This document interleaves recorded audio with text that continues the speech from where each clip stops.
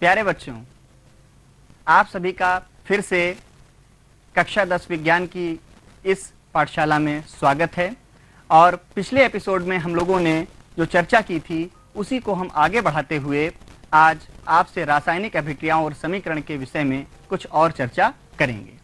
तो प्यारे बच्चों, पिछली कक्षाओं में हमने ये जाना कि हम कैसे रासायनिक समीकरणों का संतुलन करते हैं, और आज के इस एपिसोड में हम आपसे चर्चा करेंगे कि आखिर रासायनिक अभिक्रियाएं कितने प्रकार की होती हैं। तो बच्चों, चलते हैं हम चर्चा के बिंदुओं पर, और हम पूरा एक रूपरेखा आपके सामने रखेंगे कि आज हमें क्या क्या पढ़ना है। जैसा कि बच्चों आप लोग स्क्रीन पे देख पा रहे होंगे कि आज हमें कुछ चीजों के बारे में जानकारी हम लोग हासिल करेंगे, जैसे संयोजन अभिक्रियाएं क्या हैं, और ऊष्माक्षेपीय अभिक्रियाएं क्या हैं, वियोजन अभिक्रियाएं क्या हैं, और ऊष्मा शोषी अभिक्रियाएं क्या हैं, विस्थापन अभिक्रियाएं, द्विविस्थापन, उपचयन एवं अपचयन।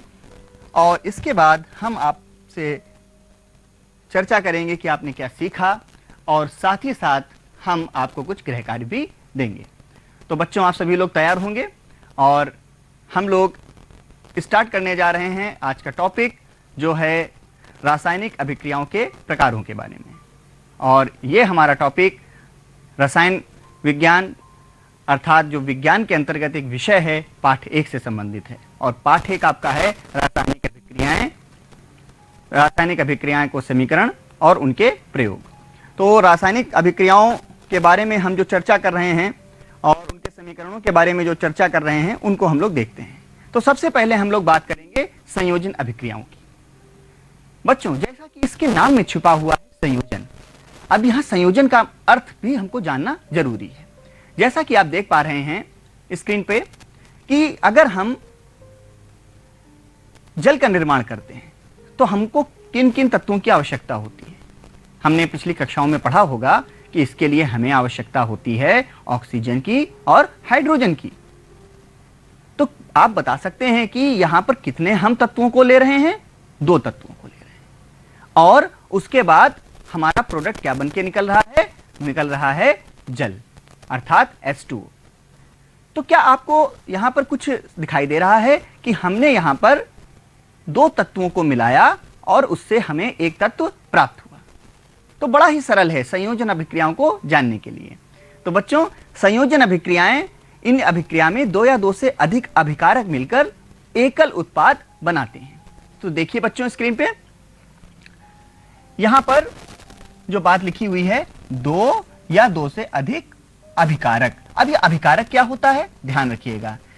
जो अभिक्रिया में भाग लें वो अभिकारक हैं, और अभिक्रिया के फलस्वरूप जो हमें उत्पाद प्राप्त हुआ वो हमारा प्रोडक्ट यहां पर निकल के आया।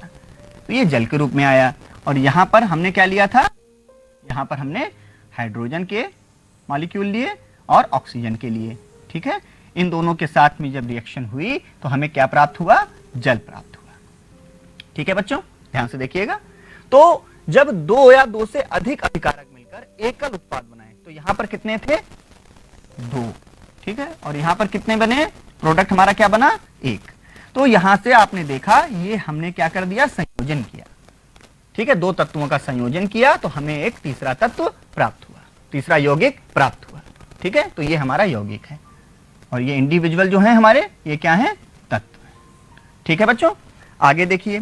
अगर हम कोयले को जलाते हैं तो क्या है? कार्बन। और कोई भी जब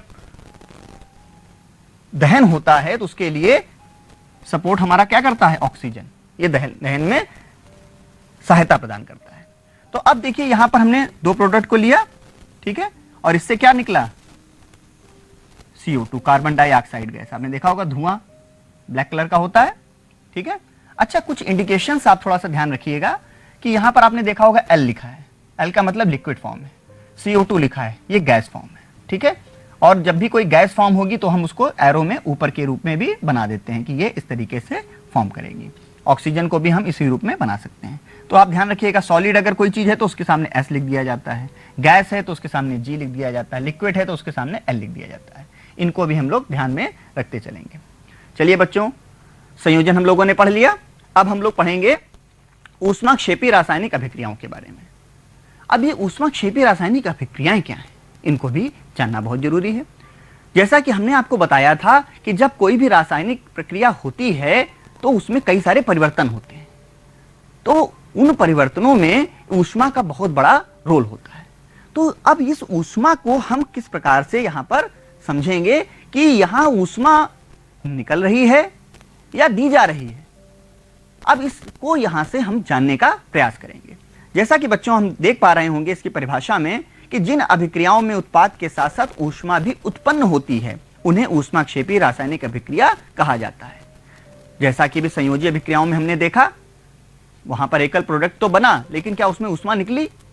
यहां पर तो ऊष्मा नहीं मेंशन थी। लेकिन यहां पर हम एक दूसरा उदाहरण आपके सामने रख रहे हैं जो प्राकृतिक गैस का दहन है, जैसे कि मीथेन। अब मीथेन का आपने देखा होगा यूज, हम लोग ब्यूटेन वगैरह का यूज करते हैं अपने सिलेंडर्स में। तो मीथेन भी एक प्राकृतिक ज्वलनशील गैस है जो ऑक्सीजन के साथ जलेगी, और ऑक्सीजन के साथ जब वो दहन करेगी तो उसके साथ साथ हमको कार्बन डाइऑक्साइड और पानी और उसके साथ साथ ऊष्मा, ये तीन चीजें हमें प्राप्त होंगी। तो ये जो हमारी रिएक्शन है, ये कौन सी रिएक्शन है? ये हमारी संयोजी अभिक्रिया है। ठीक है, देखिए 2 या 2 से प्रोडक्ट ने बनाया यहां पर प्रोडक्ट। ठीक है, एकल उत्पाद भी हैं, कई सारे उत्पाद भी बने, लेकिन ये दोनों का संयोजन हुआ और संयोजन के साथ साथ यहां पर हमें प्रोडक्ट प्राप्त हुए। अब इन प्रोडक्ट में आपने देखा होगा, ये तो प्रोडक्ट्स हमें मिले, इनके साथ साथ ये हमें CO2 मिला और ये हमें क्या मिला? लिक्विड मिला, और साथ में ऊष्मा हमारी रिलीज हुई। अब ऊष्मा जो यहां पे निकली, तो ऐसी अभिक्रियाएं जिनके फलस्वरूप, ठीक है, ऊष्मा प्राप्त होती है। ऊष्मा क्या होती है? प्राप्त होती है। तो वे अभिक्रियाएं क्या कहलाती हैं? वे अभिक्रियाएं ऊष्माक्षेपी रासायनिक अभिक्रियाएं कहलाती हैं। और दूसरा उदाहरण हम लोग देख सकते हैं, सब्जियों को आपने देखा होगा, कंपोस्ट खाद के लिए हम लोग काफी अभियान चला रहे हैं स्वच्छ भारत के अंतर्गत, है ना। तो हम लोग क्या करते हैं कि जो साग सब्जियां होती हैं, घर का जो कूड़ा होता है, तो उसको उसके हिसाब से हम लोग आपस में मिलाकर कहीं पर एक जगह गड्ढा खोद के या कहीं पर उसको रखते हैं। तो आपने देखा होगा कुछ दिनों के बाद किण्वन के फलस्वरूप, अब किण्वन भी प्राकृतिक अवस्था में होता है, ताप है और बैक्टीरियल फंक्शंस हैं, तो कई सारी चीजों से क्या होता है? किण्वन होता है, और उससे क्या बनती है? हमारी खाद बनती है। क्या बनती है? खाद। और खाद या उर्वरक उसको हम बोल सकते हैं, है ना, इसका हम लोग प्रयोग करते हैं। और उससे भी क्या निकलती है? ऊष्मा। आपने कभी ध्यान दिया होगा कि जहां पर खाद वगैरह होती है, पास वगैरह होती है, वहां पर देखा होगा हल्का सा आपको गर्मी महसूस होगी। तो क्या है वो गर्मी? क्या है वो? ऊष्मा वहां पे रिलीज होती है। तो ये भी अभिक्रिया जो हो रही है वो कैसे अभिक्रिया हो रही है? ऊष्माक्षेपी। ठीक है, तो वहां पे ऊष्मा का क्षेपण हो रहा है, अर्थात ऊष्मा निकल रही है। अब हम लोग बात करेंगे वियोजन की। जैसा कि इसके शब्द में छिपा हुआ है, वियोजन का मतलब है टूटना। अब टूटना के रूप में अगर हम उदाहरण दें कि अगर हमने कोई एक पदार्थ लिया और उस पे हमने ताप, दाब, अन्य अवस्थाओं के द्वारा उसको जब हमने रिएक्शन उस पर हमने अपना प्रयास किया रिएक्शन का, तो उससे क्या हुआ? हमें 2 प्रोडक्ट निकलकर मिले। 2 या 2 से अधिक भी मिल सकते हैं। तो उसका क्या हुआ? विखंडन हो गया, टूटाव हो गया। अब वो टूट जो गए वो किस प्रकार से टूटे, उसके रूप में हम 3 उदाहरण आपको दिखा रहे हैं। या तो हम ऊष्मा के द्वारा उसको तोड़ेंगे, या हम विद्युत वियोजन के द्वारा तोड़ सकते हैं, या हम प्रकाशीय वियोजन के द्वारा तोड़ सकते हैं। तो एकल अभिकर्मक टूटकर जब छोटे छोटे उत्पाद प्रदान करता है, एकल अभिकर्मक जब टूटकर छोटे छोटे उत्पाद प्रदान करता है, तो यह अभिक्रिया कहलाती है वियोजन अभिक्रिया। जैसा कि आप लोग स्क्रीन पे देख पा रहे हैं, तो हमने क्या किया? वियोजन यहां पर 3 माध्यम में, 3 स्वरूप में हमें दिखाई दे रहा है। पहला हम अगर देखें ऊष्मीय वियोजन, जैसा कि हम जानते हैं चूना पत्थर है और बुझा चूना। ठीक है, यहां पे इसको चूना कर ले।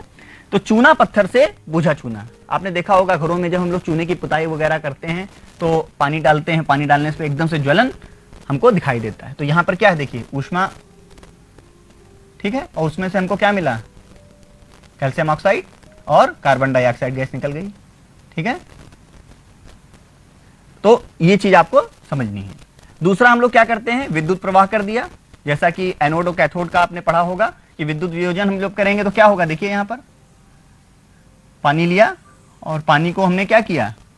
इस प्रकार से प्लस और माइनस में अगर हम देखें, ठीक है, H प्लस OH माइनस, इसके अब ये वाला जो है ये इधर की तरफ और ये वाला इधर की तरफ, मतलब ये कैथोड और एनोड ऋणात्मक धनात्मक की ओर जाएगा और धनात्मक वाला ऋणात्मक की ओर, ये टूट जाएगा, अलगाव हो जाएगा। तो यहाँ पर देखिए 2H2 अलग हो गया और O2 अलग हो गया। अगर हम इसको इस फॉर्म में देखें तो 2H प्लस और O2 माइनस माइनस, ठीक है, तो ये आपको दिखाई दे रहा होगा। तो यहाँ पर विद्युत प्रवाह के द्वारा हमने कर दिया वियोजन। अब प्रकाशीय वियोजन भी आपने देखा होगा, जो फोटोग्राफी में यूज होता है, ब्लैक एंड व्हाइट फोटोग्राफी पहले जो होती थी, तो वो कैसे किस प्रकार से संभव हो पाई। AgCl, सिल्वर क्लोराइड के हमने 2 अणु लिए, ये सॉलिड है, और उसको सूर्य के प्रकाश में, सूर्य का प्रकाश जब दिया तो सिल्वर अलग हो गया और क्लोराइड अलग हो गया, ठीक है, क्लोरीन गैस यहाँ पर निकल गई। तो ये क्लोरीन गैस अलग हो गई और सिल्वर अलग हमें प्राप्त हुआ। तो यहाँ पर देखिए वियोजन हो रहा है, 2 यहाँ पे पदार्थ आपको दिखाई दे रहे होंगे। इसके बाद अगर हम बात करें उक्त अभिक्रियाएं, अब इन अभिक्रियाओं के फलस्वरूप हमको कहीं ना कहीं ऊष्मा दिखाई दे रही है। देखिए यहां भी ऊष्मा है, यहां भी ऊष्मा है और यहां भी ऊष्मा है, ठीक है। तो उक्त अभिक्रियाओं में अगर हम बात करें तो ये सभी कैसी अभिक्रियाएं हैं, ये सभी ऊष्मा शोषी अभिक्रियाएं हैं, क्योंकि पदार्थों के वियोजन में ऊष्मा, विद्युत या प्रकाश की आवश्यकता होती है। ऊष्मा की आवश्यकता होगी, विद्युत की आवश्यकता होगी या प्रकाश की आवश्यकता होगी। तो यहां हमने जाना कि वियोजन अभिक्रियाओं के लिए जब हम किसी एक अभिकर्मक को ऊष्मा देकर तोड़ते हैं, छोटे छोटे उत्पाद में वो टूटता है, अर्थात हमको उसमें ऊष्मा क्या करनी होती है, ऊष्मा हमें देनी होती है। और जबकि हमने इससे पहले कौन सी अभिक्रिया पढ़ी थी, ऊष्मा क्षेपी अभिक्रिया है, उसमें हमें क्या हो रहा था, ऊष्मा हमारी निकल रही थी। तो इस चीज का हम ध्यान रखेंगे। अब हम बात करते हैं विस्थापन अभिक्रियाओं की। अभी सारे प्रकारों को एक बार हम फिर से रिवाइज कर देंगे, जिससे आपको कोई भी किसी प्रकार की दिक्कत ना हो। अब विस्थापन अभिक्रियाएं क्या हैं? इन अभिक्रियाओं में अधिक क्रियाशील तत्व कम क्रियाशील तत्व को उसके यौगिक से विस्थापित कर देता है। अर्थात जो ज्यादा रिएक्टिव होता है एलिमेंट, तो वो क्या करता है, वो दूसरे तत्व को रिप्लेस कर देता है। जैसा कि हम देख पा रहे हैं स्क्रीन पे, ध्यान से देखिएगा, ये जिंक है और कॉपर सल्फेट के साथ जब हमने इसकी रिएक्शन कराई तो इसने क्या किया, जिंक ने कॉपर के को क्या कर दिया, विस्थापित कर दिया, और इसने आबंध बना लिया किसके साथ, सल्फेट के साथ। तो देखिए ZnSO4 बन गया और कॉपर को इसने क्या कर दिया, रिप्लेस कर दिया, ठीक है ना। तो इन अभिक्रियाओं में अधिक क्रियाशील तत्व, तो इसका मतलब Zn जो है वो Cu से अधिक क्रियाशील तत्व है, ठीक है बच्चों, बात एकदम क्लियर हो गई आपको। अब देखिए द्विविस्थापन अभिक्रियाएं, ये अभिक्रियाएं क्या हैं? द्विविस्थापन अभिक्रियाओं में क्या होता है, इन अभिक्रियाओं में उत्पादों का निर्माण 2 यौगिकों के बीच आयनों के आदान प्रदान से होता है। अभी तक यहां पर एकल विस्थापन हो रहा था, अब यहां पर क्या होंगे, 2 विस्थापन होंगे। यहां Cu अकेला छोड़ दिया गया, इसको दूसरा कोई भी नहीं मिला जिसके साथ ये अपने संबंध बना पाए। लेकिन जो द्विविस्थापन अभिक्रिया है, यहां पर हम लोग देखते हैं कि क्या होने जा रहा है। ध्यान से देखिएगा, Na2SO4, ठीक है, और BaCl2, ये 2 हमने प्रोडक्ट लिए और इन दोनों को हमने क्या किया, इनका संयोजन किया। अब संयोजन के फलस्वरूप देखिए हो क्या रहा है, यहां पर जो यौगिक के बीच आयनों का आदान प्रदान हो रहा है, मतलब Na2 जो है ये Cl2 के साथ में मिलेगा, ठीक है, और Ba जो है वो SO4 के साथ में रिएक्शन करेगा, ठीक है। अब इनको अगर हम इलेक्ट्रिक फॉर्म में अगर तोड़ के देखें तो 2Na+, ठीक, और यहां पर क्या है, Cl-। अब यहां Cl2 है तो 2 अणु यहां पर हैं, ठीक है, तो क्लोरीन का माइनस हो गया, यहां Na+।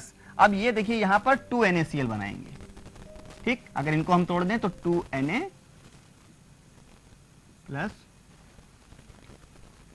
और क्लोरीन है 2Cl-, यहां पर बन, ठीक है।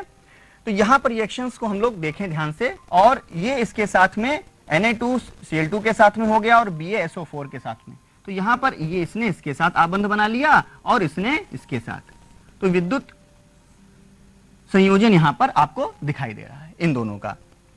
तो यहां पर हम ये भी चीजों को देखेंगे कि किस प्रकार से बेरियम सल्फेट, तो ये हमारा जो यहां पर बेरियम सल्फेट के सफेद अविलेय पदार्थ का निर्माण हमारा हुआ है, और ये बेरियम सल्फेट जो है हमें अभिक्रिया के अवक्षेपण के रूप में मिलता है।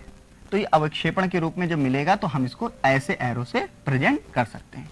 तो यह अभिक्रिया कौन सी, अवक्षेपण अभिक्रिया भी कहलाती है। तो अवक्षेप हमें यहाँ पे प्राप्त हुआ, और दूसरा हमें क्या प्राप्त हुआ, लवण प्राप्त हुआ। तो इस अभिक्रिया में दो यौगिकों के बीच आयनों का आदान प्रदान हुआ। तो सोडियम के साथ में क्लोरीन जुड़ गया और सल्फेट के साथ में बेरियम जुड़ गया। ठीक है, तो यहां पर इस चीज को हमको समझने की आवश्यकता है। अब हम लोग बात करेंगे उपचयन की। ये कैसी अभिक्रियाएं हैं और इसमें क्या होता है। उपचयन, जब किसी पदार्थ में ऑक्सीजन की वृद्धि हो जाती है, अर्थात ऑक्सीजन उसमें क्या हो जाए, इंक्लूड हो जाए, बढ़ जाए। और दूसरा, जब किसी पदार्थ में हाइड्रोजन का ह्रास हो जाए, अर्थात हाइड्रोजन निकल जाए। ऑक्सीजन बढ़े और हाइड्रोजन निकल जाए। देखिए आपके सामने हमने एक ये रिएक्शन ली हुई है, कार्बन के साथ में ऑक्सीजन की रिएक्शन हमने कराई। तो यहां पर क्या हो रहा है, ऑक्सीजन क्या हो रहा है, ऐड हो रहा है, ऐड हो रहा है ना, जैसा कि इसमें लिखा हुआ है, ऑक्सीजन की वृद्धि हो जाती है। ठीक है, दूसरे वाले में भी देखिए कॉपर के साथ ऑक्सीजन का कराए तो यहां पर भी क्या हो रहा है, ऐड हो रहा है। यहां पर देखिए ये दोनों ऐड थे। ठीक है, अब ध्यान से देखिएगा, सी कॉपर ऑक्साइड के साथ में हाइड्रोजन की जब हमने रिएक्शन कराई और जब इसको हीट किया तो कॉपर के साथ में जल मिल रहा है, लेकिन ये हाइड्रोजन यहां पर रिलीज हो रहा है, हाइड्रोजन जो है इससे विलग हो रहा है, हाइड्रोजन का क्या हो रहा है, ह्रास हो रहा है। ठीक है, तो ये वाली अभिक्रिया उपचयन कहलाई। तो एक बार फिर से समझें, यहां पर क्या होना चाहिए, ऑक्सीजन ऐड होना चाहिए जबकि हाइड्रोजन जाना चाहिए। ठीक है, ये जुड़ेगा और हाइड्रोजन निकल जाएगा या उसका ह्रास हो जाएगा। तो ये प्रकार की जो अभिक्रियाएं होती हैं ये हमारी हैं उपचयन। ठीक है, अब हम लोग आगे चर्चा करेंगे अगली स्लाइड में।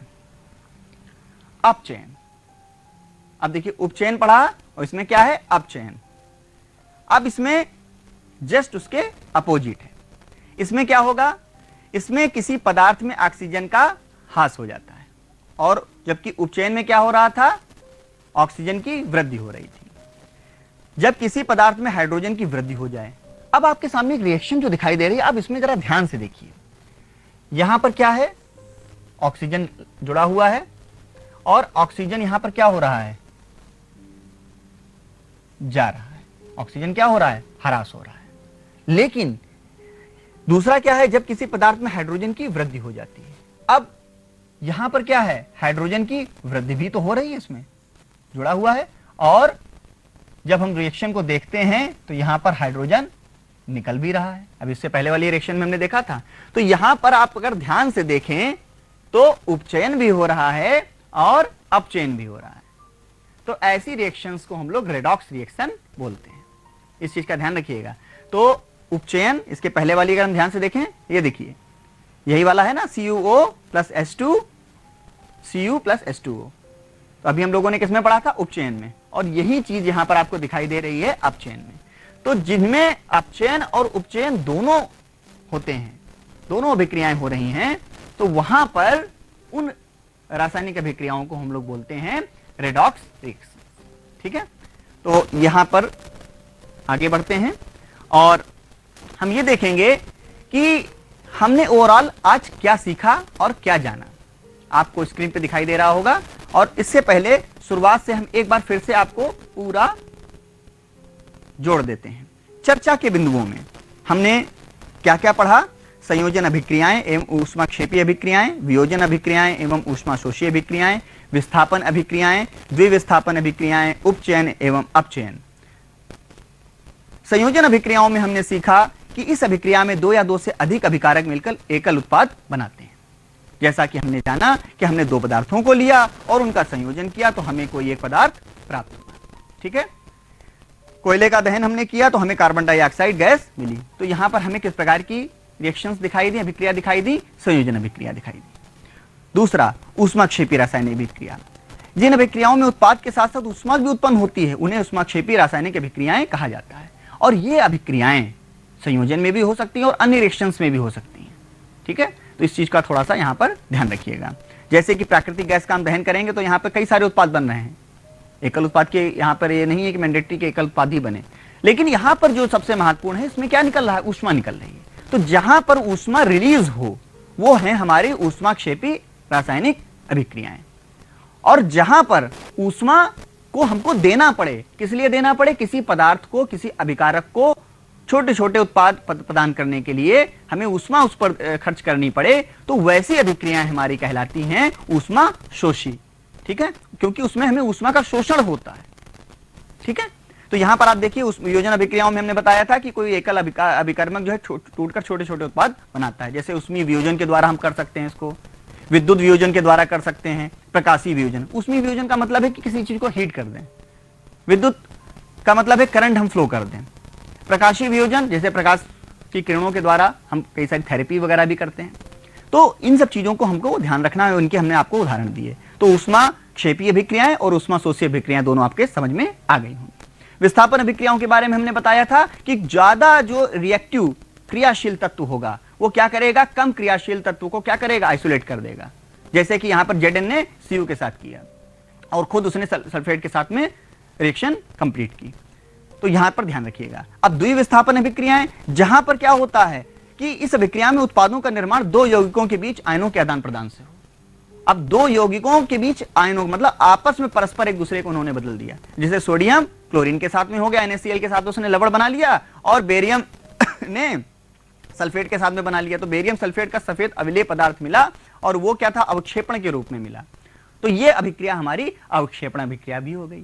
ठीक है, इसके आगे देखते हैं उपचयन। जैसा कि हमने बताया उपचयन में क्या है कि इसमें ऑक्सीजन की वृद्धि हो जाती है।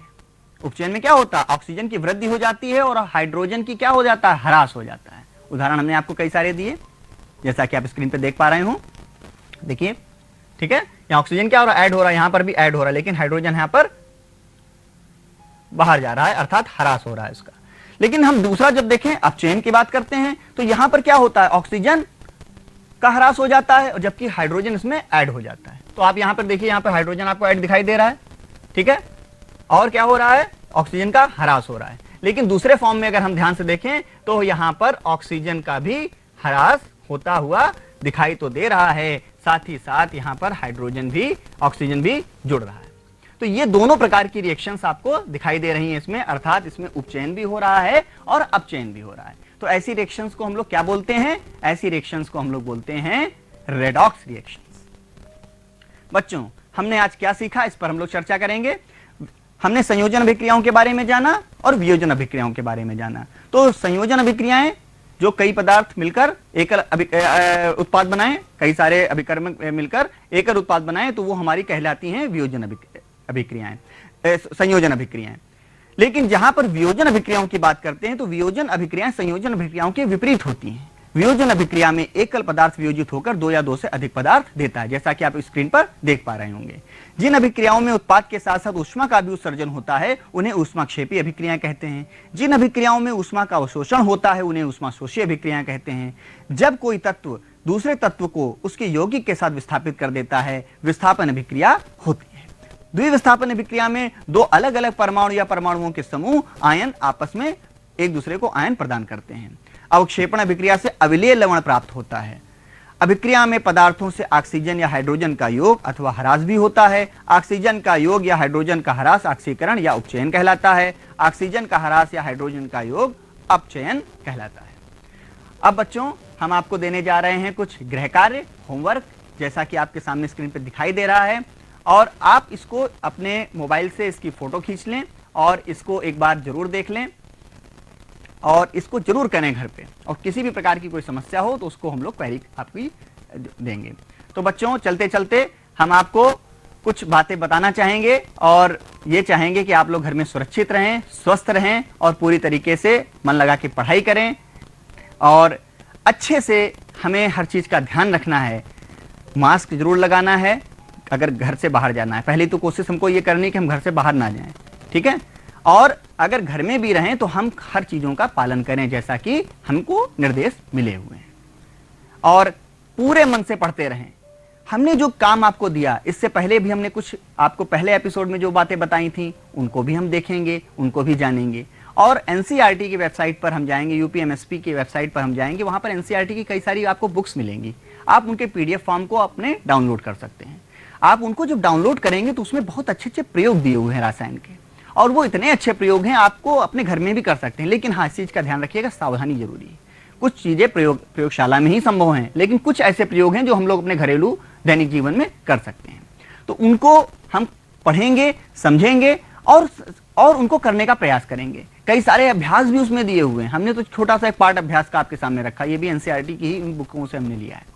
तो आप उनके पीडीएफ्स को अच्छे से डाउनलोड कर सकते हैं, अच्छे से पढ़ सकते हैं और अपनी समस्या का समाधान भी पा सकते हैं, क्योंकि उसमें बहुत ही सरल भाषा में चीजें लिखी हुई हैं। तो बच्चों, हमने पिछले वाले पाठ में हम लोगों ने पढ़ा था कि कैसे हम समीकरणों को संतुलित करेंगे। इस वाले पाठ में हमने पढ़ा कि रासायनिक अभिक्रियाओं के कौन कौन से प्रकार होते हैं, क्योंकि ये हमारा बेस तैयार हो गया। अब हम जब अगले पाठों की तरफ बढ़ेंगे तो कहीं ना कहीं हमें यह पता होगा कि एक रासायनिक समीकरण मानक रूप से किस रूप में होती है, या उसकी क्या प्रकृति होती है, या वो किस प्रकार से होती है। तो बच्चों, जैसा कि हम रसायन पढ़ रहे हैं तो हम अपने दैनिक जीवन में होने वाली घटनाओं को भी समझते चलेंगे और जानते चलेंगे। अब हमारा भी मन लगेगा कि आखिर ऐसा क्यों हो रहा है, आखिर ये चीजें ऐसे क्यों होती हैं, कैसे दूध फट जाता है, कैसे दूध से दही बन जाता है, ठीक है, क्या मौसम में परिवर्तन आ रहा है जिसकी वजह से क्या होता है, जंग लग रही है। तो प्यारे बच्चों, मुझे आशा है कि आपका ये आज का एपिसोड अच्छे से सफलतापूर्वक संपन्न हुआ है और आपको बहुत अच्छे से समझ में भी आया होगा। और इसी तरीके से हम आपको हर प्रकार कुछ नई बातें, कुछ नई जानकारियां भी लेकर आएंगे, और अगले अंक में फिर हम लोग मिलेंगे आपसे। और ये जो दोनों टॉपिक हमने एक ही टॉपिक के दो भाग थे, इन दोनों भागों पर हमने आपसे जो चर्चा की है उस चर्चा को अच्छे से समझिएगा, जानिएगा, क्योंकि जानकारी जितनी हम रखेंगे, जिज्ञासा जितनी रखेंगे, अपने मन में जितना विषय के प्रति गंभीरता और प्रेम और समर्पण रखेंगे, वो विषय हमें बहुत अच्छे से समझ में आएगा। तो मैं आशा करता हूं कि आप लोगों को ये पाठ बहुत अच्छे से समझ में आया होगा, आपकी शंकाओं का समाधान भी हुआ होगा। तो प्यारे बच्चों, इसी के साथ मैं अपनी बात को यहीं पे विराम दूंगा और मैं चाहूंगा कि आप लोग खूब पढ़ें, आगे बढ़ें। जय हिंद, जय भारत।